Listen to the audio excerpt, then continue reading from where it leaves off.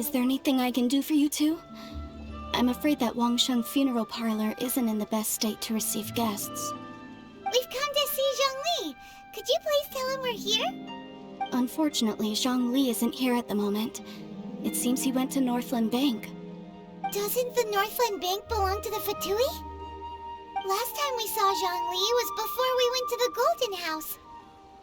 Do you think he doesn't know about the attack on Liyue? Visiting the Fatui at a time like this could only mean more trouble. We had better go and make sure that everything is okay.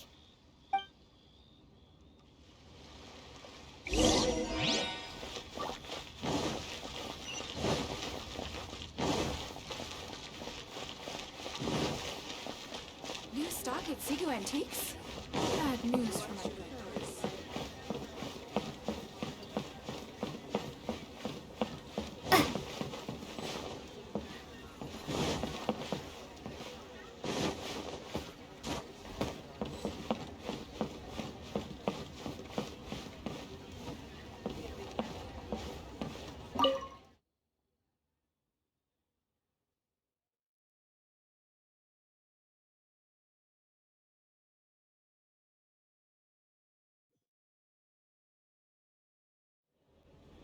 You call this cooperation between Harbingers? Cooperation involves communication, you know. Don't take it to heart, child. Besides, aren't you happy that you got to skip the formalities and bring chaos to the land? I'm sure you must have enjoyed that. Oh, it seems that some of your friends have arrived. Hey, it's Zhongli and Child. And you! You're also one of the Harbingers? It's you two. I believe we've met once before. In the city of Bards, was it? I'm glad you still remember my name. Ah, right. I imagine that it must have been rather hard to forget watching helplessly as something precious was snatched away from your friend. No, don't let her get to you! You've yet to gather the powers of all 7 elements, and our last battle at the Golden House was almost more than you could handle. So it might be best to keep things peaceful this time, seeing that 2 of the Harbingers are here. Well, if it isn't you two. This is our first time seeing each other since Liyue was nearly wiped off the map. This is certainly a bit awkward, wouldn't you say? Paimon knew that we should never have trusted a Fatui Harbinger. Oh, now don't say that. Sure, I may have misled you, but I never had anything against you personally. Besides, I thought we were getting along quite well together, didn't you? Except for that little tussle we had at the end. Nothing personal. We just have different views, that's all. Of course, you may very well hold this against me, but that's up to you. The real deceivers here are Senora and Zhongli. Curse them for leading me on. So actually, I think... Stop wasting time, child. There'll be plenty of time to chat once I'm through here. You remember the agreement, Morax. Now, if you would be so kind. The Gnosis, please. What in the world are you talking about? The contract is fulfilled. That which thou seeketh is now bestowed unto thee. For my promise is solid as stone.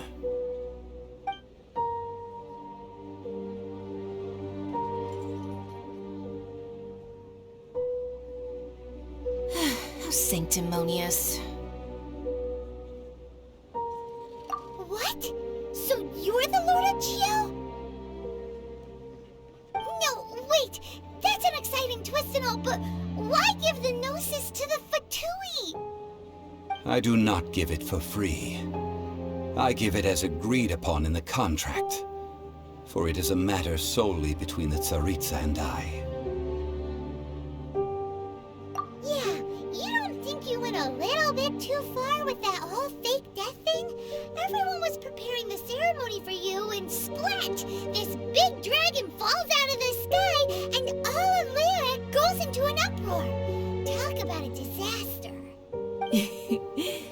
Gathering all the forces that had been bubbling behind the scenes, and then stirring them together in a pot that was bound to boil over. That's what he wanted to see, am I right? Wait, what? Perhaps it's best that I explain.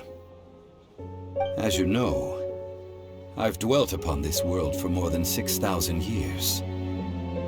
I witnessed the founding of Liyue, together with the Adepti 3,700 years ago. Even boulders that can withstand whirlpools will erode with the passing of time. I kept convincing myself that cracks had not begun to form, and that the end of my time had not yet come.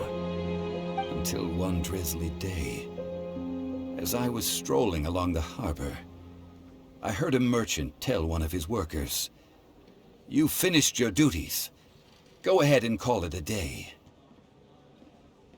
I stood motionless among the crowds, asking myself, have I already finished my duties? Oh, Zhongli.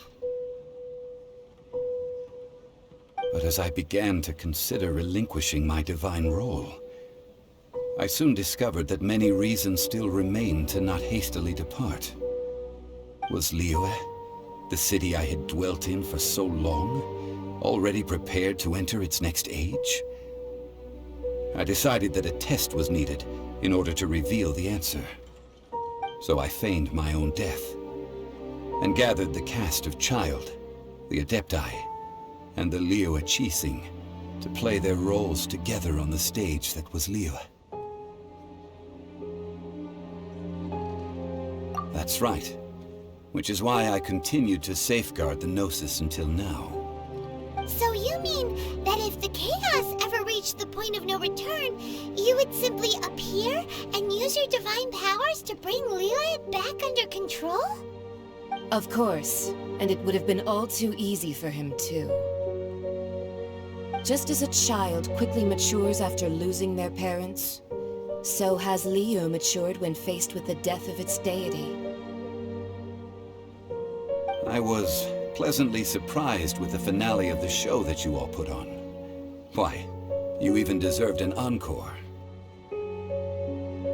The Adepti deserve the greatest applause, considering their years of seclusion. They hardly recognized the city, yet faced with such a crisis, they exerted the greatest amount of restraint. Not only did they manage to cooperate with the Qixing, but in the end, they even tried to understand the heart of the people. And hats off to the emissary dispatched by the Cryo-Archon to fulfill our contract, Signora. She managed to keep everything she knew in strict confidence, far from the eavesdropping ears of her colleague Child, just as I had requested. All the while, I carried on as Zhongli, and fulfilled the traditions of Liyue in this mortal form. Thank you for walking that path with me, Traveler. These things were all a part of my script. The only unforeseen plot twist was the conduct of the Liyue Qixing. I had expected them to do no more than the Adepti, to come to the defense of Liyue. But when all was said and done, they seized the opportunity to supplant Liyue's divine protectors, and used the subsequent power vacuum left by my death to quickly gain complete control of Liyue. Huh? That doesn't sound good at all. On the contrary, I think it is excellent. I had always feared that it was too soon for them to take over from me. And it was also that which I longed for the most. As such, this is the best parting gift anyone could have given this god of old. Hey, what about me? Doesn't anyone feel the least bit of remorse for deceiving me? You've practically kept me in the dark! I think that thanks would be more appropriate. You certainly played no small part in all of this. wreaking havoc and turning the city upside down. The Lord of Geo ought to thank you for your performance, if anything. If you hadn't created the pressure of a battle between mortals, adepti, and a god, the lump of coal resting in the hands of the Geo Archon, Liu, would never have been able to become a dazzling diamond of a city. Huh? Just whose side are you on, mocking me like that? Are you itching for a fight?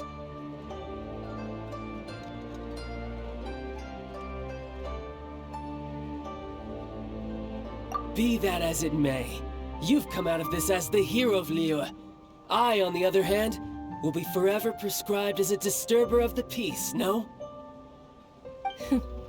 Well then, with the Gnosis in my possession, I have no use for such idle chatter. We should return to Zapolyarny Palace and seek an audience with Her Majesty, the Tsaritsa. Come, child. Fine. I'll meet you there later. I'm not sharing a boat with the likes of you. Do as you wish.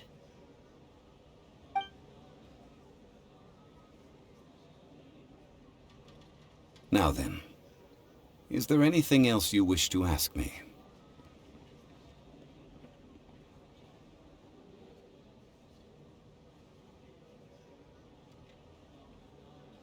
Right! As Zhongli always told us, a good trade is a fair trade. Paimon has no idea what could be a good trade for a Gnosis. Realistically speaking, there is no such thing. Huh? However, I am the god of contracts. For thousands of years, I have made countless contracts. If the deal was of no benefit, then I certainly would not be inclined to agree to it. My agreement with the Cryo Archon will be the last of my contracts as the Geo Archon. My contract to end all contracts.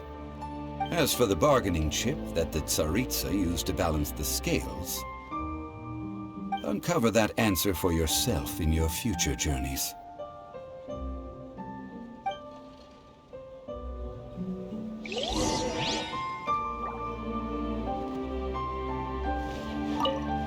Paimon can't absorb so much information at once. So, Zhongli, what sort of contract did you sign with the Cryo Archon? Paimon's so curious. One of the clauses of our contract was not to divulge any of its contents.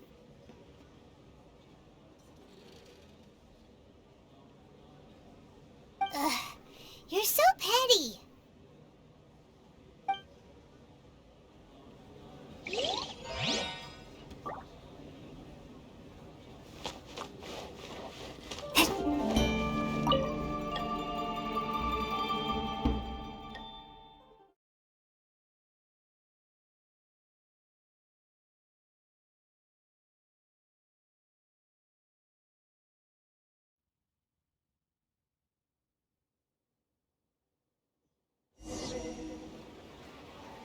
Today's the day of the rite of parting. Although the star of the show is fake, we've spent so much time trying to organize it, it would be a real shame not to go there now.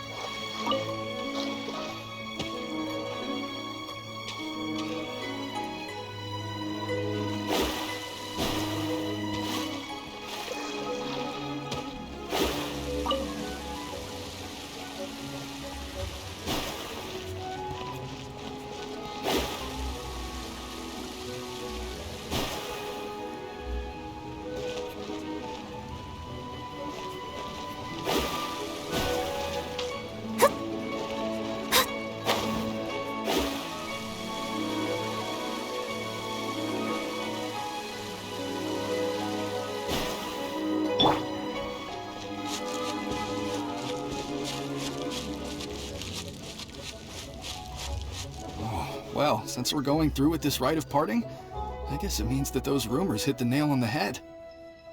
So Rex Lapis is really... But they didn't catch the culprit, did they? Oh, come on. Do you think that the assassin could have been a normal person? You know what I think. I don't think any of the gossip on the streets you hear from those shady types is worth anything. There's only one real possibility in my mind. I've heard that the assassin was that Fatui fellow. Youngish, pretty high in rank. I think they called him Child. Fatui? They certainly are very suspicious. Who knows what those greedy, crooked folks... Shh! Lower your voice. If the Fatui catch you in their sights, Rex Lapis won't be around to protect you this time.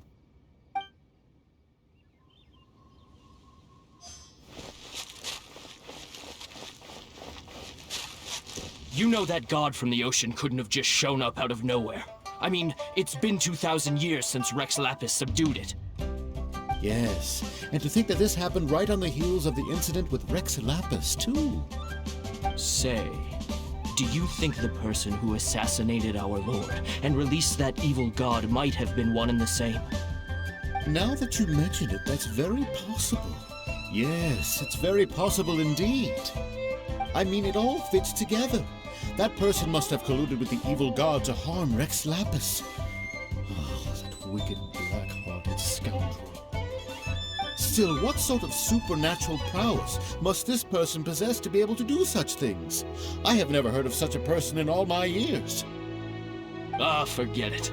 Guessing's no use to us. Look, the Millilith over there looks like he's about to make an announcement. Let's hear what the Ministry of Civil Affairs has to say first.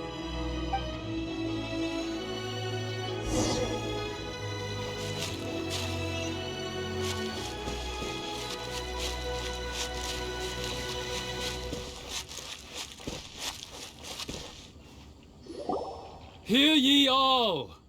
The Chi sings words. Though a dragon soars ageless as the mountains, it too must return to dust. This is common knowledge. Gods and Adepti live glorious lives, but both light and shadow have their season. So too must they face divinely appointed trials. Rumors and hearsay abound on the streets that Rex Lapis was murdered. Now, let the truth be revealed. Having been thwarted in his trial, Rex Lapis's soul has recouped the celestial heights. He beseeches the people of Liyue to grieve not and to let not their hearts be saddened. Nor are they to believe street-born rumors or indulge in baseless speculation.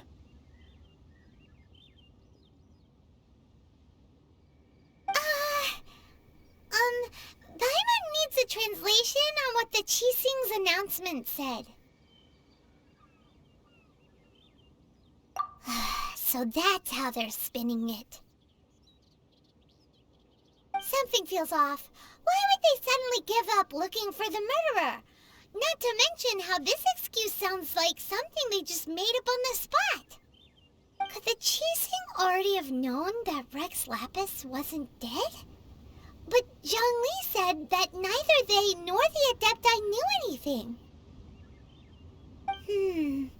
Did Zhongli tell them in secret after his gnosis changed hands? Exactly, right? Ooh, seems like the rite of parting has been going on for a while now. Let's go have a look.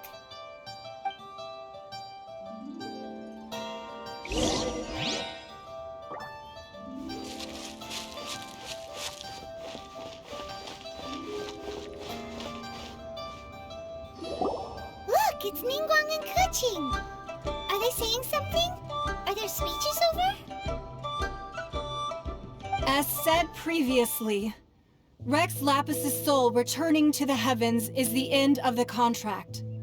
And it is also the end of an era. 3,700 years of contracts burnt and reduced to ash. We, the people of Liyue, were indeed prosperous. But blinded by our prosperity, we forgot that time can be pitiless. The long, unending dream of our Archon walking among us.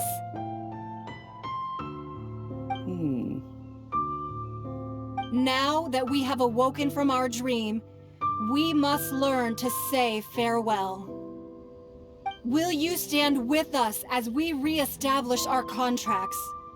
As we build a new age of prosperity? So concludes the words of Her Eminence the Tianquan. Does Her Eminence the Yuheng have anything to add? Huh? Is she looking this way? Traveler. Yikes! She really is looking our way! Is that the traveler who they say defeated the ancient god? So young. The Liyue Qixing always repay their debts. And as you have heard, our eyes see far and our reach is long. Name your price. You deserve that much. Whoa!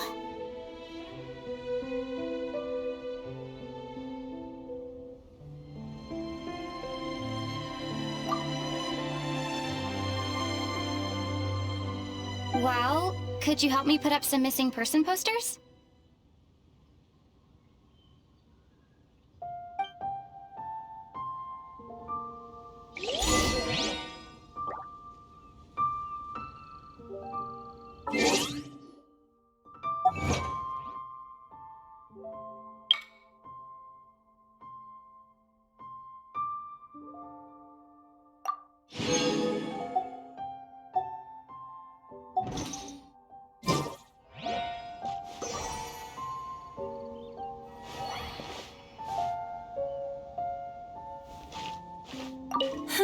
And to think I'd put my best perfume on before coming here, thinking you'd like it. But it seems as if those perfumes really were meant to be offered to Rex Lapis. Well, that's fine. Suffer no rivals in love, they say. And that's 3 gone in 1 stroke.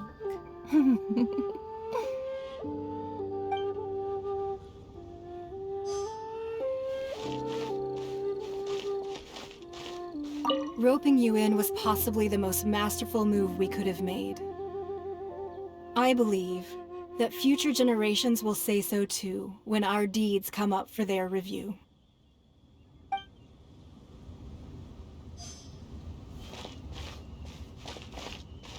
The cleanup of the premises, managing the crowds as they exit, making an account of the rite.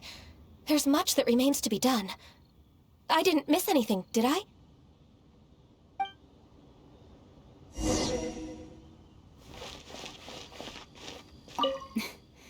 Why, you...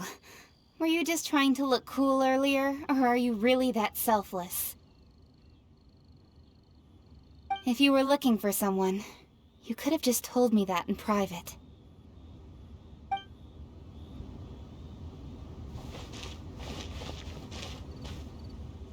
As for the mortals and Adepti of Liyue, what shape shall our relationship take from now on?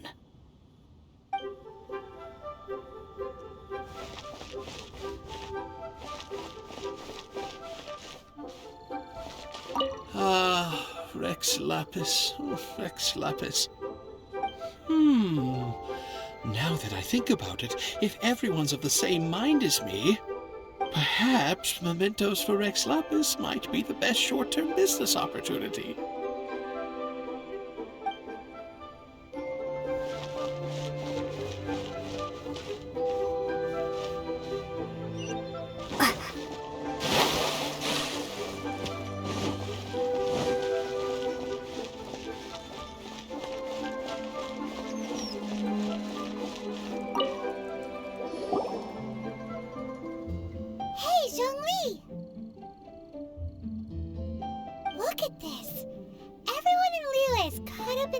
Thinking that they'll never see Rex Lapis again. And here you are looking all relaxed.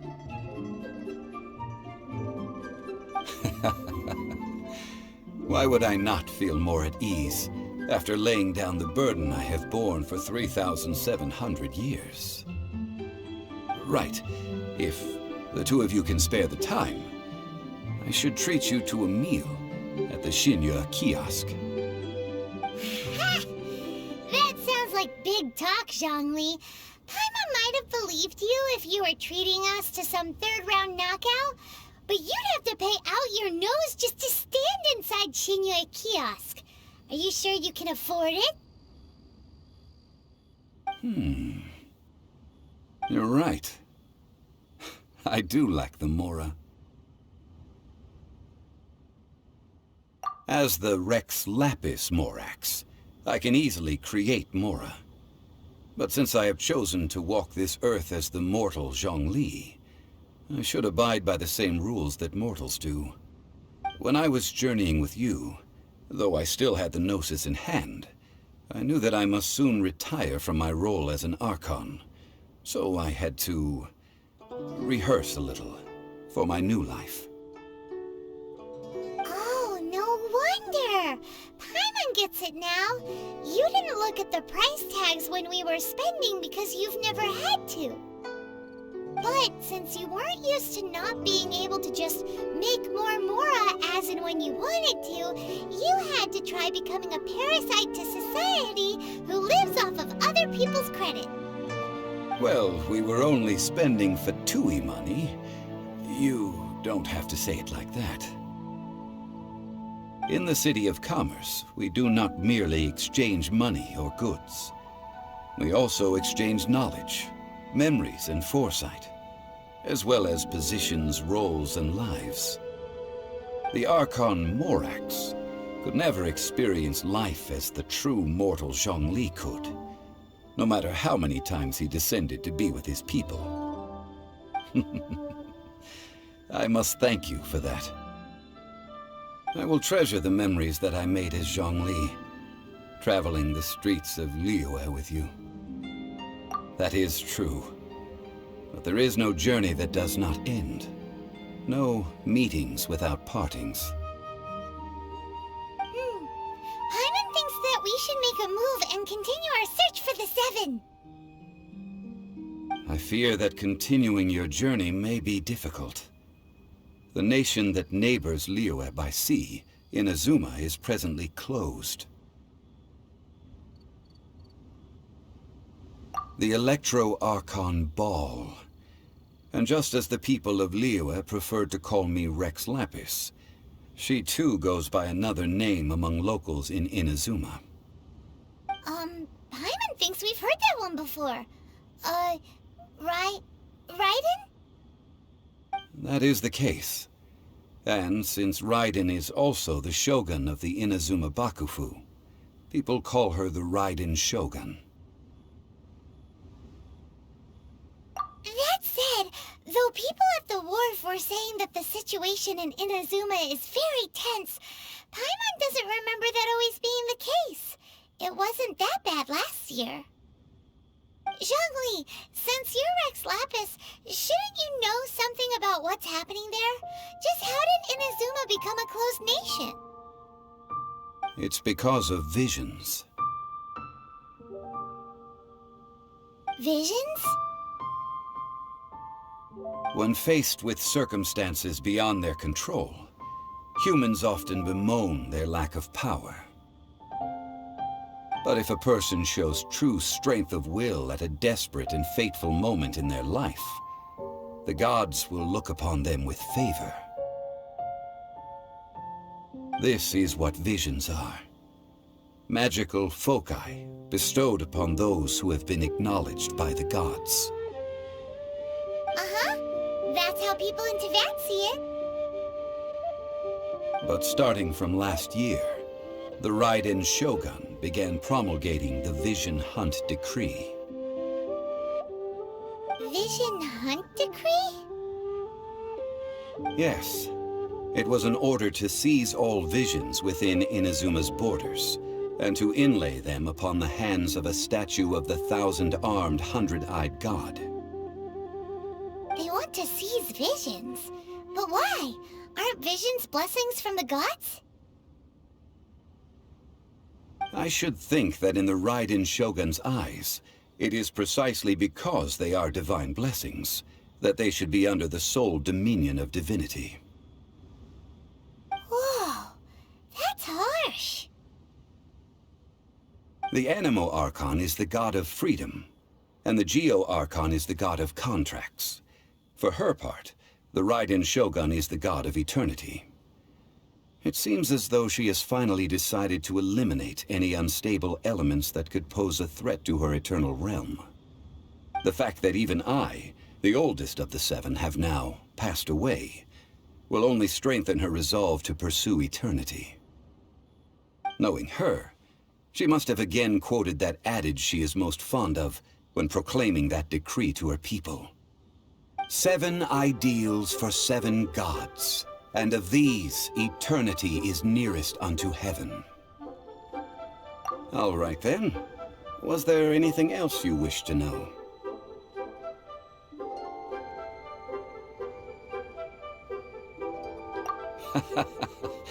Ah, that was a good one. Failing a divine trial. How they came up with that excuse, I will never... That said, the reason why the Chising were so eager to resolve the incident and stop pursuing the culprit was indeed because they received news in secret that Rex Lapis was not dead. I hinted as much to the Adepti as well. How did I accomplish that, you ask? Have you ever heard of this particularly convenient Adepti art known as gifting dreams and visions? All right then. Was there anything else you wish to know? Yeah, about that. Before the Chising made their announcement, we listened to a lot of people talking on the way. Most of them put the blame for everything on Child. These are indeed false accusations. But it remains undeniably true that Child did send people to the Jade Chamber to prevent the Adepti and the Chising from defeating the ancient god. I've heard that Ningguang is busy milking that for all it's worth on the foreign relations front at the moment, browbeating the envoys of the Fatui. Ha! Those poor Snezhnayan diplomats. If it were not for Child's exalted position as a harbinger, I'm certain that they would have shifted all the blame to him and called for his dismissal by now. All right then. Was there anything else you wish to know? The time of the Adepti has long passed. If even the Liyue Chising don't want to face that truth, then what future is there for Liyue?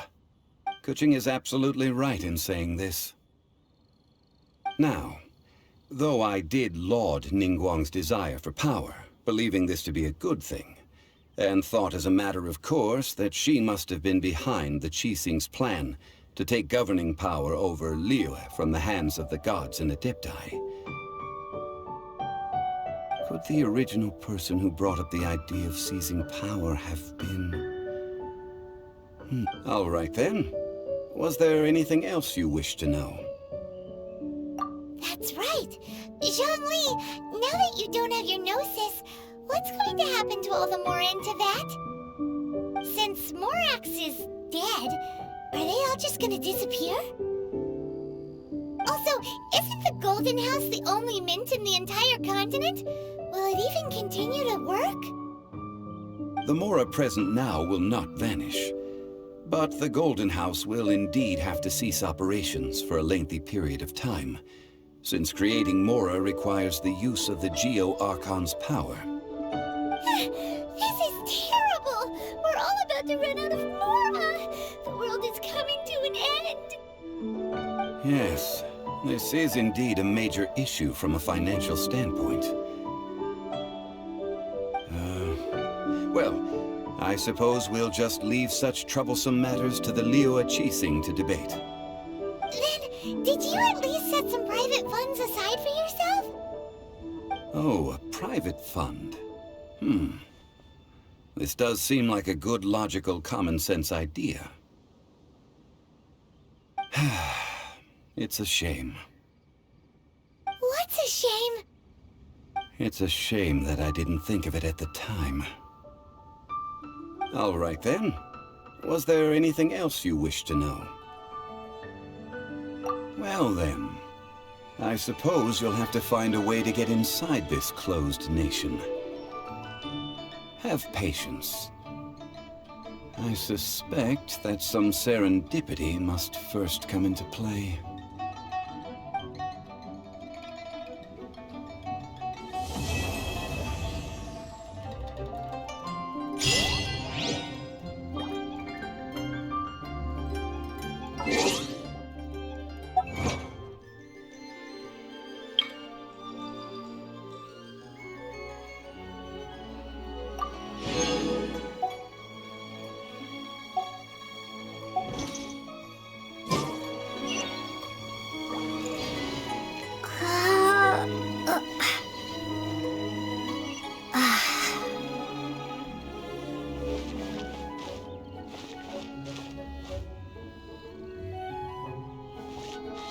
All right then. Was there anything else you wish to know? Well then, I suppose you'll have to find a way to get inside this closed nation.